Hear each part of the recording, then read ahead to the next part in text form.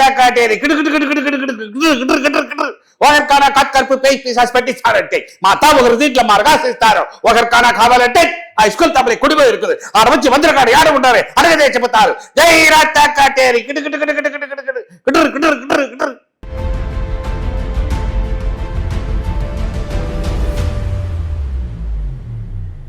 வணக்கம் ஃபைஜின் நேயர்களே, இன்று நாம் பார்க்க இருப்பது சினிமாவில்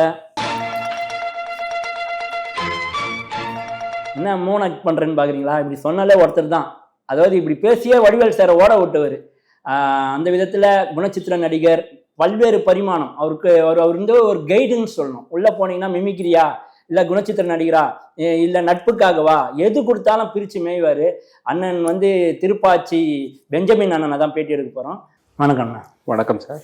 ஆனால் உங்களுக்கும் சூப்பர் ஸ்டார் ரஜினிகாந்த் சாருக்கும் 2 ஒத்துமை இருக்குது இந்த சினி ஃபீல்டில். அது உங்களுக்கு தெரியுமாண்ணா? இன்னும் புது குண்டு தூக்கி போறீங்க. எனக்கும் சூப்பர் ஸ்டார் ரஜினிகாந்த் சாருக்கும் 2 ஒத்துமை இருக்குது இந்த சினி ஃபீல்டில்.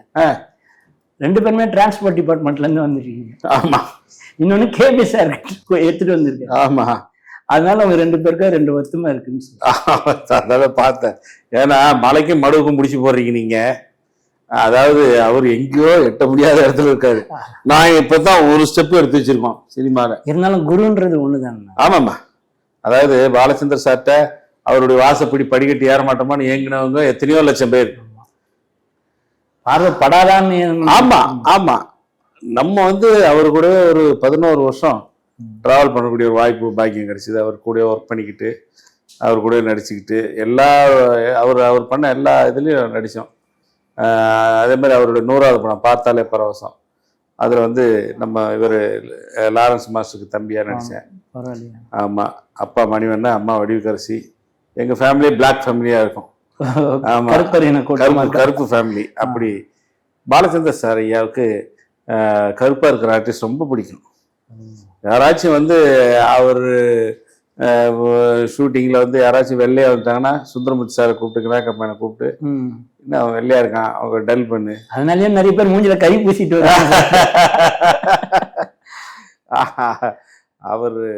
அவர்கிட்ட நடிச்சா யார்கிட்ட வேணாலும் நடிக்கலாம் சார். பிரம்மா அவரு. ஆமாம். அப்படி ஒரு வாய்ப்பு, ஒரு பாக்கியம் கிடைச்சிது. 11 வருஷம். ஆமாம், அவர் கூட ட்ராவல் பண்ணோம். இந்த பழமொழி ஒன்று சொல்லுவாங்கண்ணா, போலீஸ் புள்ள திருடன், வாத்தியார் புள்ள முட்டாள். ஆமாம். இதை நீங்கள் எப்படின்னா கரெக்டான இந்த பழமொழி? எங்கள் அப்பா வாத்தியார், அம்மா டீச்சருங்க. எங்கள் அம்மாட்ட 1ஆம் கிளாஸ் படித்தேன், அப்பாட்ட 5ஆம் கிளாஸ் படித்தேன். மிடில் ஸ்கூல் ஒர்க் பண்ணாங்க. பேஸ்மெண்ட் நல்ல ஸ்ட்ராங்கு. அம்மா நல்லா சொல்லி கொடுத்தாங்க. கிளாஸில் வந்து நான் தான் ஃபஸ்ட் ரேங்க் வாங்குவேன். பரவாயில்லையே. அப்போ அந்த பழமொழி போய். அதனால் வாத்தியார் வீட்டு புள்ள மக்குன்னு சொல்லுவாங்க ஜென்ரலாக. அதெல்லாம் கிடையாது, சும்மா ஒரு காமெடிக்காக சொல்லுவாங்க. நல்லா படிக்கக்கூடியவங்க தான் வாத்தியார். ஒரு பள்ளிக்கூடத்தை வாத்தியார் சொல்லி கொடுக்குறாங்கன்னா அவங்க சாதாரணமாக வாத்தியாரை வர முடியாதுல்ல. ஆமாம். இன்னொன்று, இந்த கலை தாகம் உங்களுக்கு எப்போனா ஆரம்பிச்சது? அதாவது நான் காலேஜ் படிச்சுட்டு இருக்கும்போது, ஸ்கூலிங்கில் காலேஜஸ்லாம் பார்த்தீங்கன்னா எக்ஸ்ட்ரா கரிக்குலர் ஆக்டிவிட்டிஸ் ஃபுல்லாக நான் தான் ஃபஸ்ட்டு. உங்கள் ஊரில் எந்த ஊருண்ணா? தர்மபுரின்னு வச்சுக்கங்களேன். தர்மபுரி, சேலம்னு சொல்கிறீங்க. தர்மபுரியில் முக இதெல்லாம் பார்த்தா நம்ம நெல்லை சிவா அண்ணன், இந்த தென்காசி, சிவகங்கை, திருநெல்வேலி, தூத்துக்குடி அந்த மாதிரி இருக்க மாதிரி இருக்கு. ஆமாம், ப்ராப்பர் வந்து அங்கே தான். பட்டு அப்பாவும் அம்மாவும் டீச்சர்ஸாக ஒர்க் பண்ணாங்க. அவங்க எங்கெங்கெல்லாம் போய் ஒர்க் பண்ணுறாங்களோ அங்கெல்லாம் போய் நான் படிப்பேன். அங்கெல்லாம் நாங்கள் இருப்போம். தருமபுரி மாவட்டத்தில் ஒரு 20 வருஷம் இருந்தாங்க. அப்புறம் சேலம் மாவட்டத்தில் ஒர்க் பண்ணாங்க. அதனால் எங்கெங்கே போகிறாங்களோ அங்கெல்லாம் நம்ம படிப்பு அப்படி போயிட்டு, ஒரே ஸ்கூலில் கிடையாது. நம்ம ஒரு 10 ஸ்கூலில் படித்தோம். வா, 1வது ஒரு ஸ்கூலு, 2வது ஒரு ஸ்கூலு, 3வது ஒரு ஸ்கூலு. ஒன்று. ஆமாம்மா. ஆமாம், 9, 10 தான். தண்ணி குடிச்சிருக்கீங்க. ஆமாம், பல ஊர் தண்ணி குடிச்சதுனால தான் இன்னைக்கு சினிமா தண்ணி குடிக்க முடியல. அந்த கலை வந்து ஒரு ஸ்கூல்லையே வந்துச்சு. ஆமாம், இப்போ அது எல்லா ஊருக்கும் போனதுனால அந்த ஊரினுடைய அந்த வாழ்வியல், அந்த அவங்களுடைய பழக்க வழக்கம், அவங்களுடைய கலை கலாச்சாரம், அவங்களுடைய பண்பாடு இதெல்லாம் தெரிஞ்சுக்கிட்டதுனால சினிமாவில் வந்து நமக்கு ஒரு கேரக்டர் ஃபிக்ஸ் பண்ணும்போது நம்ம உள்ளே பூந்து விளையாடலாம். ஓகே. ஸோ அது நம்ம பிறந்து வளர்ந்தது ஃபுல்லாக கிராமம். கிராமத்திலே பிறந்தோம், கிராமத்திலே வாழ்ந்தோம். ஸோ அதனால வில்லேஜ் சப்ஜெக்டாக பார்த்து நடிக்கிறது. புரியுது. ஆமாம். இப்போ அதை நீங்கள் எப்படி அடாப்ட், அதாவது ஒரு விஷயத்தில் நீங்கள் டைலாக் பண்ணுறீங்கன்னா அந்த கேரக்டராக வாழ்கிறீங்க. இது எங்கேருந்து கற்றுக்கிட்டீங்க? ஒன்று கேபி சார் சொல்லி கொடுத்தாரா, இல்லை ஏற்கனவே பள்ளி பயணத்திலேயே நீங்கள் இதெல்லாம் வந்து அதாவது அங்கங்கே நடக்கிற நிகழ்வை உள்வாங்கிக்கிறீங்களா? ஆமாம். இப்போ நம்ம இயக்குநர்களும் சொல்லி கொடுப்பாங்க. பட் நம்ம கிராமத்தில் வாழ்ந்ததுனால அந்த இப்போ ஃபார் எக்ஸாம்பிள் ஒரு குரங்காட்டி எப்படி இருப்பான்? குரங்காட்டினா குரங்கு வித்த காட்டுறேன், புரணி வித்த ஆமா, காட்டுறேன். அது கூட ஒரு படத்துல பண்ணிருப்பீங்க. ஆமா, அமிச்சு அது போய் ஃபிலிம். ஆமா ஆமா, கோயில் ஒரு படம். அந்த மாதிரி ஒவ்வொரு கேரக்டர் பண்ணும்போதும் நம்ம கிராமத்துல பார்த்து பழகின அந்த கேரக்டரை உள்வாங்கி கேரக்டர் இருக்கு உங்களுக்குள்ள. இப்போ நிறைய எல்லாம் யூஸ் பண்ணியிருக்கேன். நிறைய இப்போ வடிவேல் சார் காமெடியில் ஒரு 70 படங்கள் நடிச்சிருக்கேன். அதில் வந்து நிறைய படங்களில் அந்த கேரக்டர்ஸை யூஸ் பண்ணியிருக்கேன். ஊதுபத்தி விற்கிறவன், தாயத்தை விற்கிறவன், மருந்து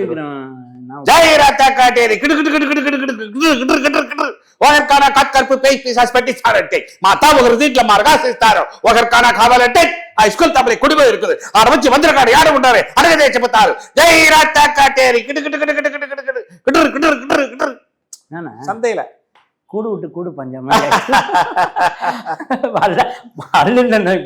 ஆமா, அந்த சந்தையில ஊதுபத்தி விற்பாங்க பாருங்க. மாட்டு சாணம் இருக்குல்ல, அது வந்து இந்த இதுல இந்த குச்சி, விளக்கு மாத்து குச்சியில அப்படி உருட்டுவாங்க. உருட்டி அதுக்கு இந்த புணத்துக்கு போடுற சென்ட் இருக்குல்ல, அதை பஞ்சில நினைச்சு அப்படியே ஒரு உருவிடுவாங்க. வந்து பார்த்தா அவ்வளோ வாசமா இருக்கும். டெட் பாடி பக்கத்தில் நிக்கிற மாதிரியே இருக்கும்.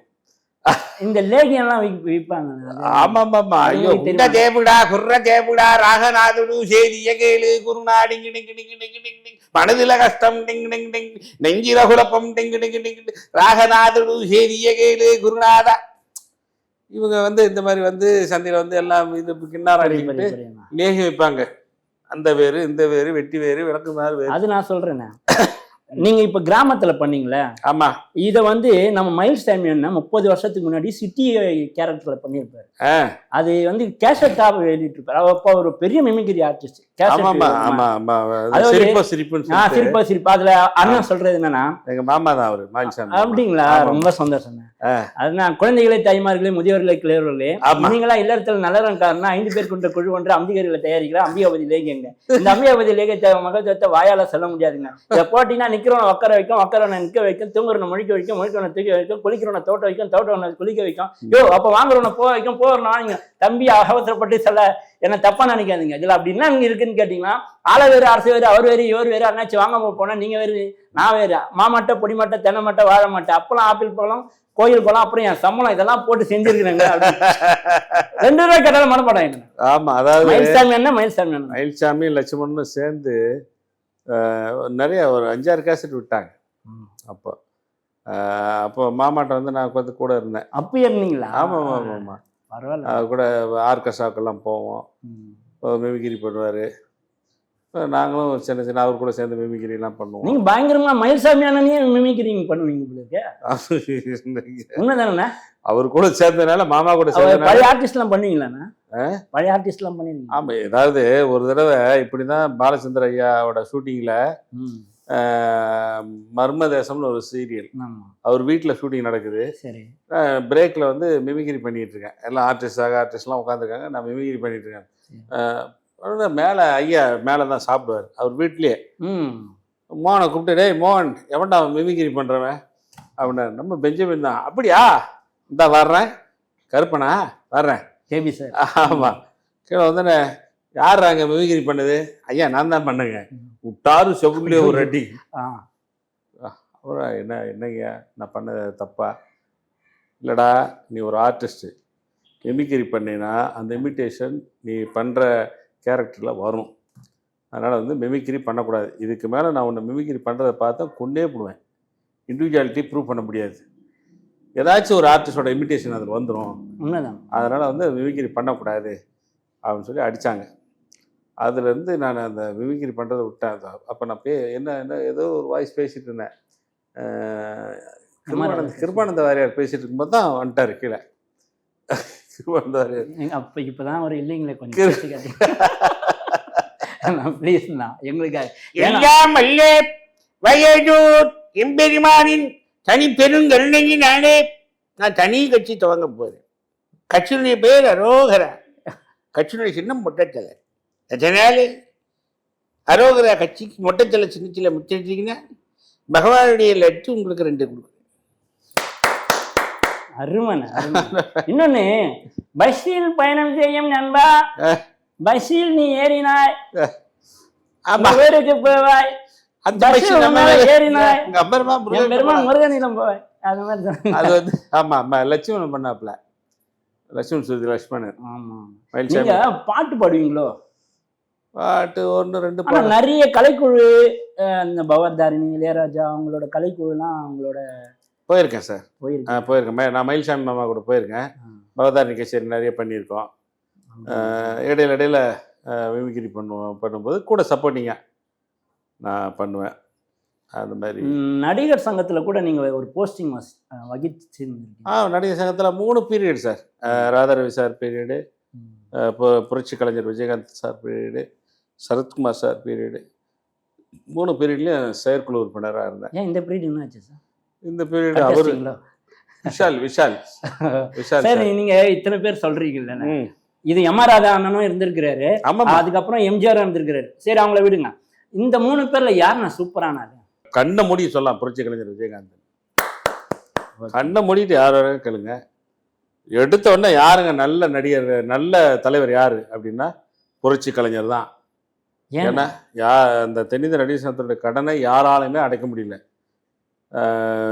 இப்போ புரட்சி தலைவர் எம்ஜிஆர் தலைவராக இருந்தாங்க, சிவாஜி கணேசன் தலைவராக இருந்தாங்க, எத்தனையோ பேர் இருந்தாங்க. அவங்களெல்லாம் அடக்க முடியாத ஒரு கடனை 14 வருஷம் தொடர்ந்து ராதாரவி சார் தலைவராக இருந்தார், அடைக்க முடியல. ஆனால் இப்போ புரட்சி கலைஞர் இது என்னடா பண்ணுறது அப்படின்னு சொல்லி ராதாரவி சார் பார்த்து இந்த கடனை எப்படி அடைக்கிறது, சரி புரட்சி கலைஞர் வந்தால் தான் இந்த கடனை அடைக்க முடியும். ஏன்னா அவருக்கு தான் அந்த கமாண்டிங் பவர் இருக்கு. ராதாரவி அண்ணனே கொடுக்குறாரு. ஆமாம், அவருக்கு தான் அந்த கமாண்டிங் பவர்னு சொல்லி போய் இவங்க நடிகர் சங்கத்திலாம் போய் எல்லா ஆஃபீஸ் பேரஸும் போய் புரட்சி கலைஞரை பார்த்து, சார் நீங்கள் வந்து எங்கள் நடிகர் சங்கத்துக்கு தலைவராக வரணும். இல்லை ரவி, அது வேணாம், சரிப்பட்டு வராது அப்படின்னா. இல்லை ஒரு ஃப்ரெண்டு இல்லைன்னா இந்த வாகை சந்திரசேகரன், வாகை சந்திரசேகர், எஸ்.எஸ். சந்திரன், நடிகர் பாண்டியன், இப்போ புரட்சி கலைஞர் விஜயகாந்த், இவங்க 3 பேர், ராதாரவி, ஒரு தெரு பக்கத்துலயே இருக்கும். வேற இவங்க 5 பேருமே பஞ்சபாண்டவர்னு சொல்லுவாங்க. இந்த 5 பேர் வந்தால் சினிமா அந்த இடமே நாரி போயிடும். அப்படி கிளி கிழிச்சிருவாங்க. ஆமாம்மா, கண்ணாப்பண்ணா உலக விஷயங்கள் என்னென்ன விஷயங்கள் பேசணுமோ எல்லா விஷயமும் பேசுவாங்க. சிரித்து வயிறே புண்ணாயிரும். அப்படி ஒரு கலைஞர்கள். அந்த ஃப்ரெண்ட்ஷிப் வந்து கடைசி வரைக்கும் மெயின்டைன் பண்ணாங்க. கிட்டத்தட்ட எனக்கு விவரம் தெரிஞ்சு ஒரு 40 வருஷத்துக்கு மேலே அந்த ஃப்ரெண்ட்ஷிப் மெயின்டைன் பண்ணாங்க. அப்பேற்பட்ட ஒரு நல்ல தென்னிந்திய நடிகர் சங்கத்தில் தங்கி அங்கேயே இருக்கக்கூடிய ஒரு வாய்ப்பு பாக்கியம் எனக்கு கிடைச்சிது. யாருக்கு? நடிகர் சங்கத்துக்கு உள்ளேயே நான் படுத்து தூங்காத இடம் கிடையாது. ஆமா, தியேட்டர் மாதிரி ஒன்று இருக்கும். ஆமாம்மா, கல்யாண மண்டபம், அங்கேயே அங்கேயே சாப்பிட்டுக்குவோம், அங்கேயே பண்ணிக்கிட்டு அங்கேயே ஒரு 11 வருஷம் அங்கே தங்கி இருந்தேன். அதுக்கு காரணம் புரட்சி கலைஞர் விஜயகாந்த், தென்னிந்திய நடிகர் சங்க தலைவராக இருந்த ராதாரவி, சரத்குமார் சார், இவங்க தான் காரணம். நீங்கள் ஊர்லேருந்து வரப்பே ரத்ன கம்பளம் போட்டு விரிச்சு தான் உங்களுக்கு கூப்பிட்டாங்க. அது எப்படின்னா, தென்னிந்திய நடிகர் சங்கத்தில் போட்டி நாடகம் நடந்துச்சு. Okay. Drama competition, amateur drama competition. அந்த ட்ராமா காம்படிஷனில் தமிழ்நாடு, கர்நாடகா, ஆந்திரா, இந்த 3 ஸ்டேட்லேருந்தும் வருவாங்க ட்ராமா நடத்துறதுக்கு. அப்போது நாங்கள் மேட்டூர்னா பெரிய டேம் ஒன்று இருக்கு. ஆமாம்மாங்க, அந்த மேட்டூரில் அங்கே நான் வேலை பார்த்துட்டு இருந்தேன். அப்போது அங்கே உள்ள இன்ஜினியர்ஸ் எல்லாம் சேர்ந்து ஒரு ட்ராமா ட்ரூப்பு, மேட்டூர் பாண்டுரங்கன் சொல்லிட்டு அவர் தான் சீஃப் இன்ஜினியர், கெம்ப்ளாஸ்னு ஒரு கம்பெனியில். அவர் கூத்துப்பட்டுறியா? நீங்கள் சொல்கிறது கூத்துப்பட்டுற கிடையாது, எல்லாமே ட்ராமாட்டிஸ்ட்டு. ட்ராமா எல்லாருமே சிவில் இன்ஜினியர்ஸு, எல்லாருமே மேட்டூரில் கெம்ப்ளாஸ்ட்டு, அங்கே மேட்டூர் கெமிக்கல்ஸு, மேட்டூர் இது அந்த மாதிரி நிறைய ஃபேக்ட்ரியில் ஒர்க் பண்ணாங்க. மேட்டூர்னாவே நிறைய ஃபேக்ட்ரி நிறைஞ்ச இடம். அந்த ஃபேக்ட்ரிங்களில் பெரிய பெரிய இன்ஜினியர்ஸ் எல்லாமே அவங்க எல்லாம் சேர்ந்து ஒரு ட்ராமா ட்ரூப் ஆரம்பித்தாங்க. அதில் நானும் இன்ஜினியர் தான், நானும் போய் அதில் சேர்ந்தேன். எனக்கு அந்த ஈடுபாடு இருந்ததுனால சேர்ந்து 1987 முதல்ல வந்து திருநீர் நடிகர் சங்கத்தில் நாடகம் போட்டாங்க. ஓகே. 87லேருந்து தொடர்ந்து 14 வருஷம் அமைச்சர் ட்ராமா காம்படிஷன் இருந்தது. அப்போது 92வது வருஷம் இயக்குனர் சிகரம் பாலச்சந்தர் சார் வந்து என்னுடைய ட்ராமாவை பார்த்தாங்க. ஓகே. ஒவ்வொரு ட்ராமாக்கும் ஒவ்வொரு இயக்குனர்கள் தலைமை தாங்குவாங்க. 1 மாதம் நடக்கும் ட்ராமா. எல்லா ஊர்லேருந்து வந்து கலந்துக்குவாங்க. அதில் பெஸ்ட்டு ட்ராமா எது செலக்ட் பண்ணுவாங்க, best hero, best heroine, best villain, best background music, best director, எல்லாத்துக்கும் ப்ரைஸ் கொடுப்பாங்க. அவங்களெல்லாம் சினிமாவில் பயன்படுத்துவாங்க. ஓகே. அப்படி வந்தவன் தான் நான் சினிமாவுக்கு. இப்போ அந்த மாதிரி இருக்கானே. இல்லைங்க, இப்போ எங்க நாடகமே அழிஞ்சு போச்சு. சரி, அப்படி கேபி சார் வர வைக்கப்பட்டவர் நீங்கள். ஆமாம், பரவாயில்ல. அப்போ உங்களுக்கு சாப்பாட்டுக்கெல்லாம் பஞ்சம் இருக்காதுண்ணா. இதான் நடிகர் சங்கத்தில் இருக்கிறேன். நடிகர் சங்கத்தில் கல்யாணம் டெய்லி நடக்குமே. கல்யாணம், கச்சேரி, காது குத்து, எதுனாலும் அங்கே ஃபங்க்ஷன் நடக்கும். என்ன ஒரு நாள் 2 நாள் தான் வாரத்தில் நடக்காமல் இருக்கும். அந்த நாளில் பக்கத்தில் ஏதாச்சும் மண்டபம் இருக்கும், அங்கே போய் சாப்பிடுவோம். ஆனால் சமைச்சு சாப்பிட்றது அந்த அதெல்லாம் நல்லா. அதாவதுங்க, எந்தெந்த மண்டபத்தில் என்னன்னைக்கு ஃபங்க்ஷன் இருக்குன்னு எல்லா ஃப்ரெண்டுங்க சொல்லிடுவாங்க. வாங்குறவங்களாம் போயிருப்பீங்க போல. எல்லா ஹோட்டலுக்கு நாங்கள் போகாத இடங்கள் கிடையாது, நாங்கள் போய் சாப்பிடாத இடம் கிடையாது. அது எப்படின்னா நான் மயில்சாமி என்ன, வையாபுரி என்ன, இவங்கெல்லாம் பார்த்தீங்கன்னா ஆரம்பத்தில் கல்யாண மண்டபங்களில் வேலை செஞ்சோம். போய் காய்கறி நறுக்கிறது, சப்ளை பண்ணுறது, அந்த மாதிரி வேலைக்கு போயிருந்தோம். அதனால் எல்லா கல்யாண மண்டபத்து மேஸ்திரிங்களும் எங்களுக்கு தெரியும். அதனால் எங்கே கல்யாணம் நடக்குது அங்கே போய் உள்ளே பூந்துருவோம். போயிட்டு நாங்கள் சாப்பிட்டு வந்துடுவோம், திருப்தியாக சாப்பிட்டு வந்துடுவோம். சினிஃபீல்டில் உங்களுக்கு அந்த தரமான சாப்பாடு கொடுத்தாங்க? சினிமாவில் ஆரம்பத்தில் வந்து நமக்கு சாப்பாடு கிடைக்கல. ஏன்னா ஒரு படம் அப்படி தான் நாங்கள் போனோம். இவர் நடித்த படம், அருண்குமார் சார் நடித்த படம்,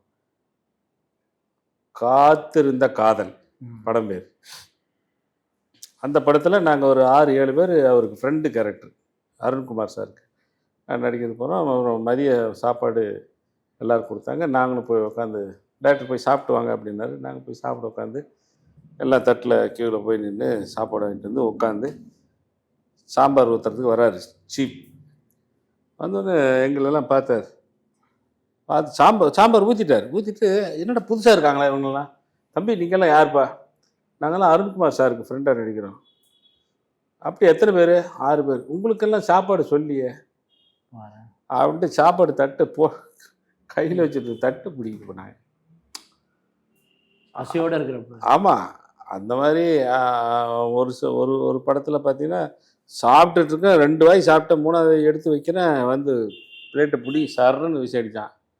இது விஐபி சாப்பிட்ற இடம், ஆர்டிஸ்ட்டுங்க சாப்பிட்ற இடம், இங்கே வந்து நீ உட்காந்து சாப்பிட்ற, நீ என்ன பெரிய ஆர்டிஸ்டா? கூட்டம் கும்பலுக்கெல்லாம் அங்கே போடுறாங்க, போடா. ஆமாம்மா, அந்த மாதிரி பல அசிங்கம், பல இது. நான் இன்ஜினியரிங் படிச்சிருக்குன்னு தெரிஞ்சாவே எவனும் எனக்கு வேலை கொடுக்க மாட்டான். எவனும் கல்யாண மண்டபத்தில் மட்டும்தான் நடந்ததா இல்லை இதே சக குணச்சித்திர நடிகர்களுக்கெல்லாம் நடந்திருக்கு? நிறைய நடிகர்களுக்கு, அதாவது சார், எவ்வளோ பெரிய வசதியான இருந்தாலும் சரி, எவ்வளோ வசதி இல்லாத நடிகனாக இருந்தாலும் சரி, ஒரு நடிகன் ஆகணும்னா அவன் கஷ்டப்பட்டாகணும், அவமானப்பட்டாகணும், துன்பப்பட்டாகணும், 4 பேர் மத்தியில் வந்து கேவலப்படுத்தப்படுவான். அதுக்கப்புறம் தான் அவன் நடிகன் ஆக முடியும். இது வந்து சினிமாவில் அந்த 24 யூனிட்ல ப்ரொடக்ஷனு, அந்த சாப்பாடு போடுறதும் ஒரு யூனிட் தான். அவங்க எங்களுக்கு போடுனா போட்டு போக வேண்டியது தான். அதை விட்டு அவங்க இதெல்லாம் வந்து பார்ஷியாலிட்டி பார்க்க இல்லை. அவங்களுக்கு எப்படின்னா, இப்போ ஒரு நாளைக்கு வந்து 100 பேர் சாப்பாடுனா 100 பேருக்கு தான் அவங்க சாப்பாடு எடுத்துகிட்டு வருவாங்க.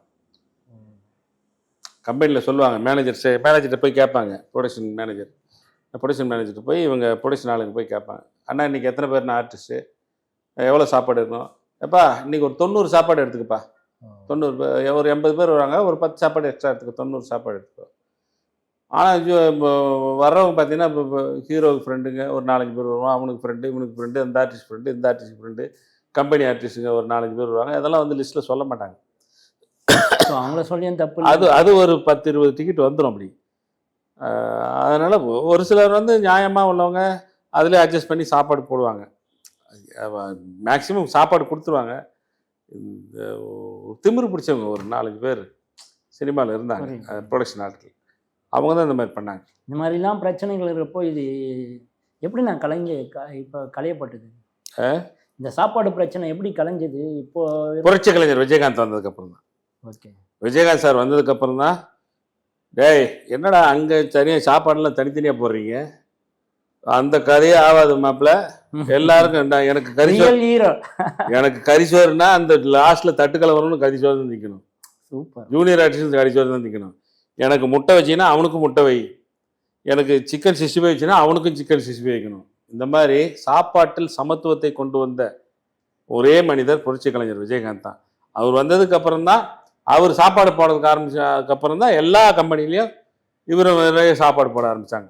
Daily mutton, chicken, fish. அதாவது டைரக்டருங்க, டெக்னீஷியன்ஸு, கேமராமேன் இவங்களுக்கு மட்டும்தான் மட்டன், சிக்கன் இதெல்லாம் வைப்பாங்க, மற்றவங்களுக்கெல்லாம் வராது. ஆனால் இதை ஒழித்தது புரட்சி கலைஞர் தான். எல்லாருமே சமத்துவமாக இருக்கணும், எல்லாருக்கும் என்ன ஒருத்தருக்கு கிடைக்கிற சாப்பாடு என்ன அவனுக்கு சாப்பாடு கிடைக்குது அதே தான் எல்லாருக்கும் கிடைக்கணும். டைரக்டர் என்ன சாப்பிட்றாரு, பீடா சாப்பிட்டாருன்னா எல்லாருக்கும் இப்போ அவர் கேட்பார், பீடா சாப்பிட்டு வந்தோடனே இப்போ புரட்சி கலைஞர் நடந்து போகும்போது கேட்பார், அங்கே ஜூனியர் ஆர்டிஸ்ட், ஆமாம் ஆமாம் என்ன சாப்பிட்டேன் நீ? மட்டன் சாப்பிட்டேன், சிக்கன் சாப்பிட்டேன், இது சாப்பிட்டேன் அப்படின்னு. பீடா கொடுத்தாங்களா? கொடுத்தாங்கண்ணே. கடலை பருப்பி கொடுத்தாங்களா? அதை கேட்பார். கடலை பருப்பி ஒன்று மிஸ் ஆகாது. ஆமாம், அவ கொடுக்கலன்னு சொன்னா அவ்வளோதான், அன்றைக்கி ப்ரொடக்ஷன் நாள் தீர்ந்தான்.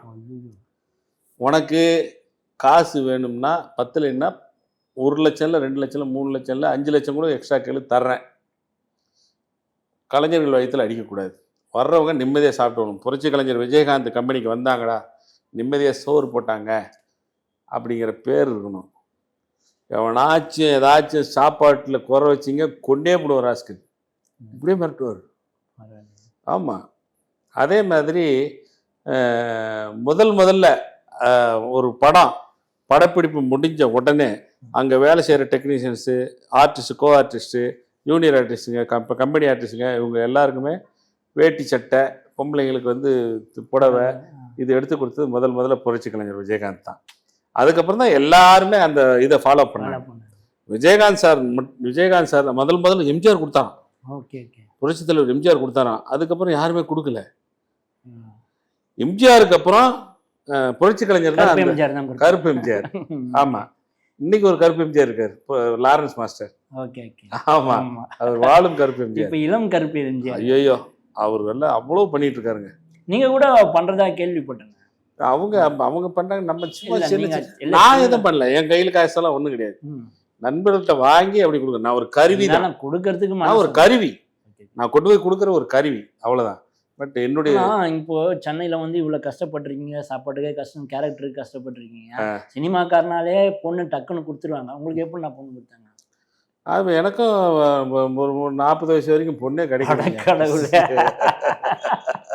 கேட்கறதுக்கு பெரிய காமெடியா இருக்கு. 39 வயசு வரைக்கும் பொண்ணு கிடைக்கல சார்.